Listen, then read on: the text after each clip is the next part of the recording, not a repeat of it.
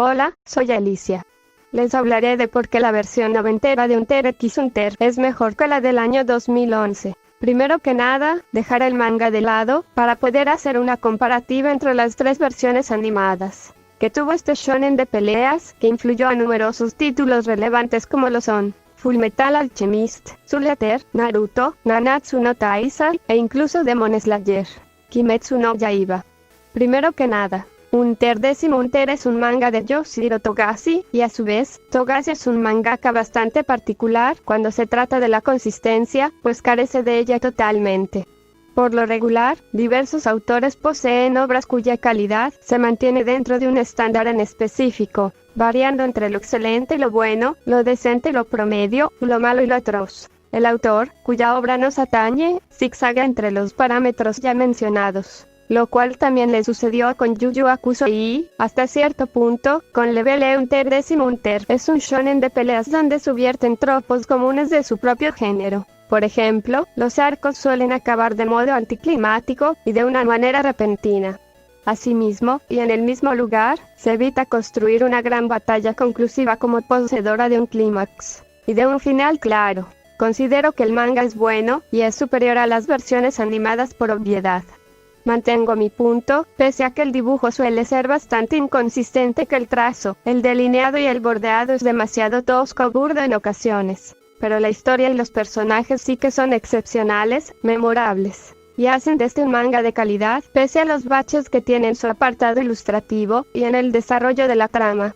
Hoy no comentaremos el material de origen, así que pasemos al piloto de Hunter x Hunter, que fue hecho por el estudio Pierrot. La industria del anime salió de una crisis a principios de los años 90 y, a finales de la década, aún resentía las secuelas de dicha crisis. Numerosos estudios de animación se peleaban por las licencias de los mangas más populares, y en medio de esa contienda, Pierrot compró los derechos de Hunter x Hunter, solamente para perderlos al año siguiente, por múltiples problemas dentro de la empresa. Recordemos que Pierrot es famoso por ciertas cosas desagradables. La obra en cuestión no es para nada mala, adapta el inicio del manga de forma aceptable. La historia fluye de forma decente, a pesar de presentar algunas discrepancias con el manga, y de poseer una narrativa cuestionable en ciertos puntos. Un detalle curioso es ver a Kurapika como una pelirroja, pues su diseño con pelo rubio aún no se reflejaba en las portadas o en el arte del manga. La paleta de colores no envejeció para nada bien, el sombreado y los fondos están a un nivel estándar, y la animación no es para nada excepcional, pero está bien dirigida por parte de Noriyuki Abe, quien ya había trabajado en otros animes del mismo estudio como Yu Yu Hakusho. Más adelante, él trabajó en Bleach y Naruto, y también en la Onan Moonrakers, la cual recomiendo encarecidamente. Esta obra en general no es mala, pero es tan solo material decente. Nippon Animation obtuvo la licencia de Hunter x Hunter, y en 1999 comenzó a adaptar el manga desde cero, ignorando por completo la existencia de esta obra poco conocida, que solamente recomiendo como una curiosidad de su época. Revisaremos ambas versiones del anime, pero antes cabe aclarar que el anime de los 90 solamente cubrió hasta el arco de Great Island. Aún así, quiero hablarles de todos los arcos. Primer arco, Examen del Cazador. Episodios del 1 al 31, 1999. Episodios del 1 al 21, 2011. El primer arco explora a los protagonistas y sus razones para volverse en cazadores. Las situaciones se van desenvolviendo de modo natural y ameno. Los personajes toman el tiempo debido para mostrar una primera buena impresión, teniendo cada uno motivos bastante propios. Su alianza se forja y justifica debido a sus circunstancias, no es como si siguieran al protagonista por motivaciones incoherentes. Aquí todos tienen razones diferentes para pasar por estos escenarios, con objetivos diferidos. El carisma y la química entre los personajes hacen más entretenida y llevadera la experiencia, sin embargo, muchos de los retos del examen son cuestionables. Asimismo, sus verdaderas intenciones y finalidades. La mayoría de las pruebas carecen de importancia, algunas ni siquiera parecen necesarias para convertirse en cazador. Además, no busca poner a prueba cosas como el aprendizaje o la habilidad, sino la supervivencia de los que en ella participan, y, dicho sea de paso, varios de los participantes se ven protegidos por el plot armor. E incluso hay ocasiones en que los personajes se contienen limitando su poder, con tal de que la trama avance a conveniencia. Sería más tolerable si no fuera tanto por la suerte u otros factores, salvo por casos muy específicos. Aquí muchas de las pruebas de habilidad carecen de un propósito real. Además, las numerosas y constantes bajas que deja el examen no afectan a los personajes, ni de un modo superfluo siquiera. Esto hace ver menos humanos a nuestro cast principal, lo cual es más notorio en la versión 2011. Un par de reacciones de parte de ellos no hubieran estado de más. Debido a la falta de este factor, y semejantes, es que la tensión no se siente, y los peligros no parecen importantes, al igual que los casi 10 personajes que fallecieron sin dejar huella tras su deceso, es decir, luego de 4 difíciles fases, solo 9 de 405 aspirantes llegan a la fase final. Entre ellos los 4 personajes que nos presentaron al principio, los cuales no afrontan cambios reales en el proceso. En el manga este arco cubre los primeros 38 capítulos. La versión noventera abarca de mejor forma este arco, y le otorga más facetas, y más humanidad a nuestros protagonistas. Mientras que, en la versión del 2011, los personajes pasan de largo lo que sucede a su alrededor, ignorando por completo el hecho de que pueden morir, o de que sus vidas están en constante riesgo. Es decir, los personajes no se sienten naturales en esta versión, o por lo menos no como deberían. En este caso, Naruto y el examen Chunin hicieron un mejor trabajo que la versión del 2011. En la versión noventera tenemos más tiempo para conocer a los personajes, el orden de los actos no se siente apresurado y lo que, a primera vista, parece simple relleno innecesario, resulta ser buen material para profundizar en las intenciones de los personajes, y para enriquecer el mundo en donde estos se desenvuelven unos con los otros. Además de que, el ya mencionado plot armor no era, ni se sentía tan presente como lo que ocurre con la versión del 2011. La versión retro gana esta contienda. Segundo arco. Familia Soldic. Episodios del 32 al 36, 1999. Episodios del 22 al 26, 2011. En este arco los protagonistas conocen a la familia de Killua, y el modo en que es maltratado. Exploramos más sobre él, pero aquí solamente vemos enfrentamientos entre personajes que carecen de relevancia, y que son usados como carne de cañón, o como excusa barata para crear tensión. El final sucumbe de forma anticlimática, de nuevo, dejando un vacío que se intenta cubrir, y a la vez justificar con el siguiente arco. Pero eso sí, los personajes siguen en continuo desarrollo. Aprendemos más de ellos, exploramos a fondo sus verdaderas intenciones, y también sus dinámicas resultan agradables de seguir. Por ejemplo, antes de que Killua vea a su padre, recuerda el día en que escapó de casa. Les dijo a sus padres que no quería que su vida fuera controlada, lastimando a su hermano en su costado, y a la cara de su madre. Mientras hacía esto, Kayuto observó toda la escena, sin embargo, no hizo ningún intento por detener a Killua. Entra a la habitación, y su padre Silva está sentado al otro lado de la habitación. Le pregunta a Killua muchas cosas, entre ellas cómo era el examen del cazador, y los amigos que hizo en él. Silva hace que Killua prometa que nunca traicionará a sus amigos, y lo liberará. Antes de que Killua pueda salir de la mansión, Kikyo y Kayuto llegan justo a tiempo para detenerlo.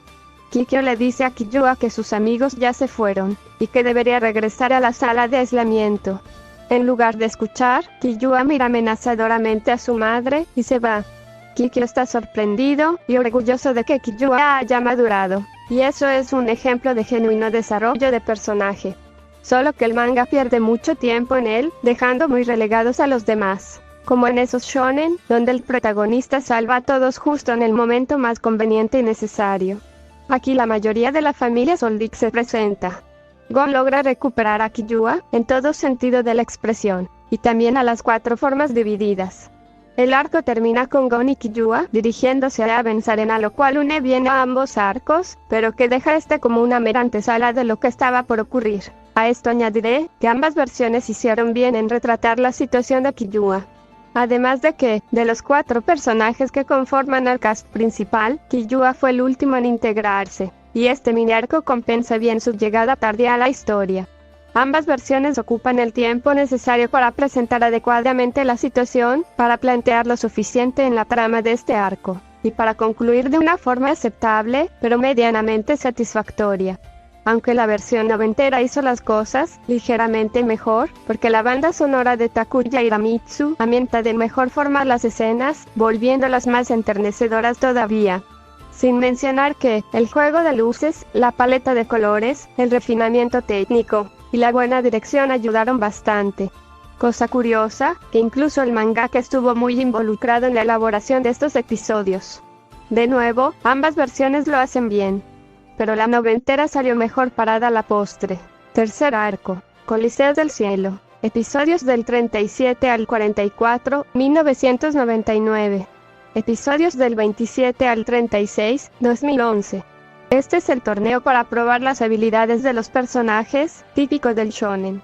Con esto queda claro que Hunter x Hunter no es muy diferente a otros mangas, animes e historias de su mismo calibre. Se introduce el concepto de Nen, de modo oficial, cuando Gon y Killua llegaron al piso 200. Hisoka los estaba esperando y les pone una barrera de aura, por lo que Win se vio en la obligación de enseñarles el Nen a los jóvenes, para que pudieran seguir luchando en la torre.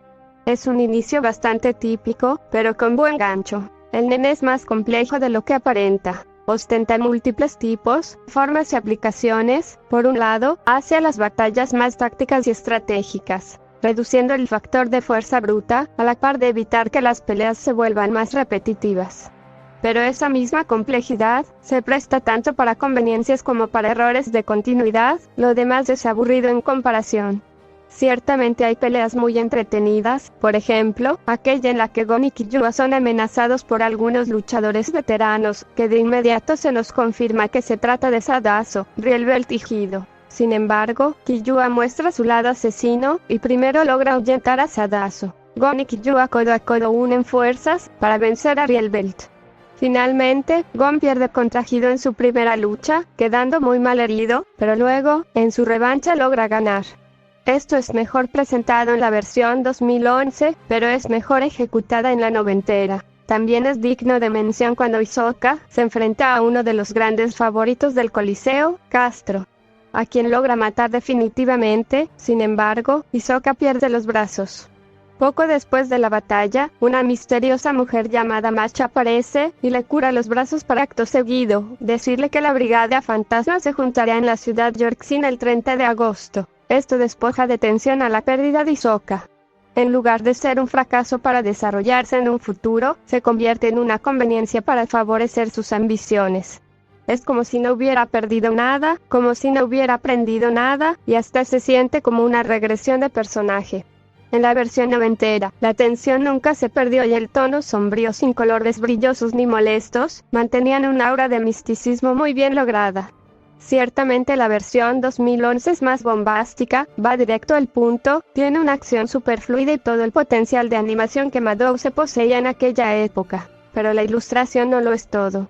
De momento diré que, en otra muestra de apología a la versión noventera, esta manejo sus tonalidades de brutalidad y jovialidad de una mejor forma, pero solo eso. Asimismo está la lucha de Gon contra Hisoka, ya que deseaba devolverle el golpe que Hisoka le dio durante la cuarta fase en el examen del cazador número 287.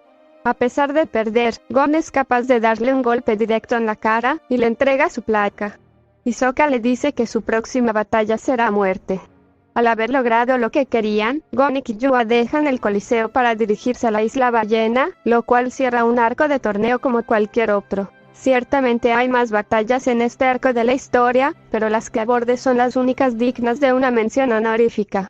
Como podrán observar, este es el típico arco de torneo, pero con los tropos subvertidos para hacer más fresca la fórmula en general.